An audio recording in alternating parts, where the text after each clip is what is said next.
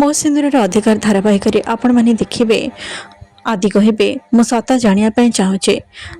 ମୁକ୍ତି କହିବେ କୋଉ ସତ? ଆଦି କହିବେ ଯୋଉଟା ଆପଣ ମୋ ପାଖରୁ ଲୁଚେଇବାକୁ ଚାହୁଁଛନ୍ତି। ଏମିତି ଚୁପ୍ ରୁହନ୍ତୁନି। ଆଜି ତମକୁ ତମ ସବୁ ପ୍ରଶ୍ନର ଉତ୍ତର ଦେବାକୁ ହିଁ ପଡ଼ିବ। ତମ ଜୀବନ ବଞ୍ଚାଇବାକୁ ମୁଁ ନିଜ ଜୀବନକୁ ବିପଦରେ ପକାଇଦେଲି। ଆଉ ଏମିତି କେହି ବି କାହା ଜୀବନ ବଞ୍ଚାଇବାକୁ ନିଜକୁ ବିପଦରେ ପକାନ୍ତିନି। ବାସ୍ ମୁଁ ଆପଣଙ୍କୁ ବହୁତ ପସନ୍ଦ କରେ, ସେଥିପାଇଁ ଏସବୁ କରୁଛି। ଏବେ ଆପଣ ମୋ ଉପରେ ଭରସା କରିପାରିବେ।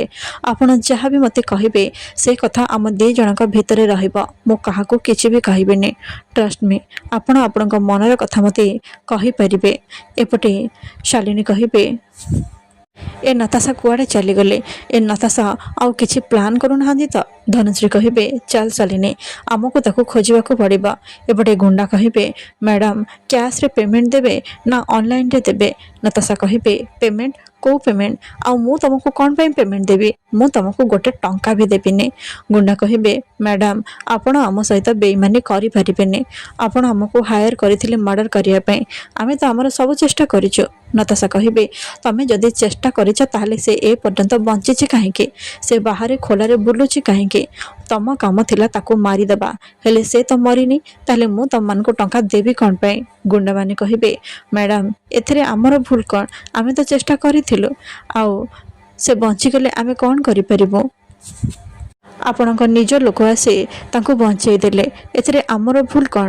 ଦେଖନ୍ତୁ ଆମକୁ କିଛି କରିବାକୁ ବାଧ୍ୟ କରନ୍ତୁନି। ଯଦି ଆମକୁ ଆମ ଟଙ୍କା ନ ମିଳେ ତାହେଲେ ଆମେ ସମସ୍ତଙ୍କ ସାମ୍ନାରେ ଯାଇ କହିଦେବୁ ଯେ ଆପଣ ସେ ମ୍ୟାଡ଼ାମକୁ ମାରିବାକୁ ଆମକୁ ଟଙ୍କା ଦେଇଥିଲେ ବୋଲି। ଆପଣ ନିଜେ ହିଁ ଫସିଯିବେ। ତେଣୁ ଭଲରେ ଭଲରେ କହୁଛୁ ଆମକୁ ଆମ ଟଙ୍କା ଦେଇ ଦିଅନ୍ତୁ।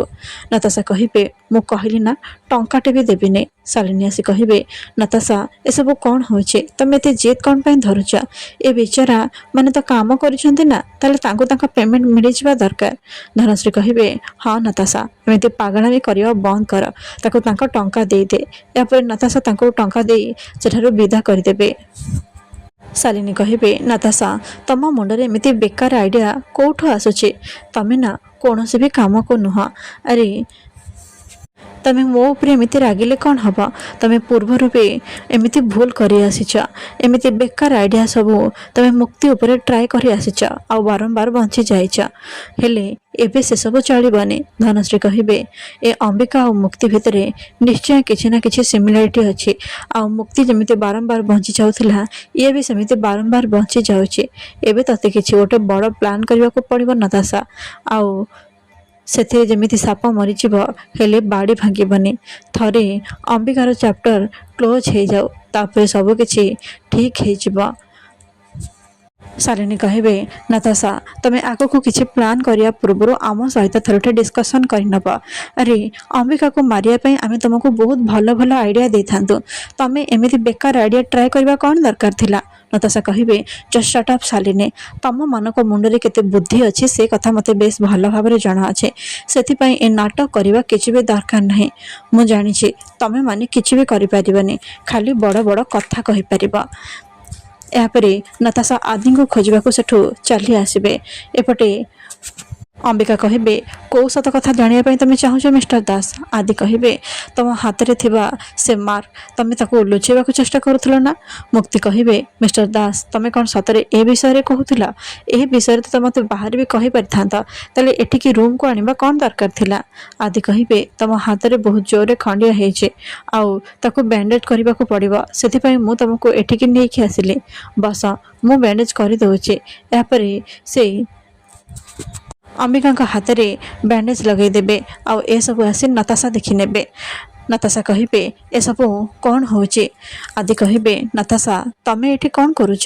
ନତାଶା କହିବେ ମୁଁ ତ ବାସ୍ ଦେଖିବାକୁ ଆସିଥିଲି ଯେ ଅମ୍ବିକା ଠିକ୍ ଅଛନ୍ତି ନା ନାହିଁ। ଅମ୍ବିକା କହିବେ ମୋ ପାଇଁ ତମର ଏତେ କେୟାର? ମୁଁ ପୁରାପୁରି ଠିକ୍ ଅଛି। ଆଉ ତୁ ଯେମିତି ଭାବୁଛୁ ନା ନତାଶା ସେମିତି କିଛି ବି ନାହିଁ।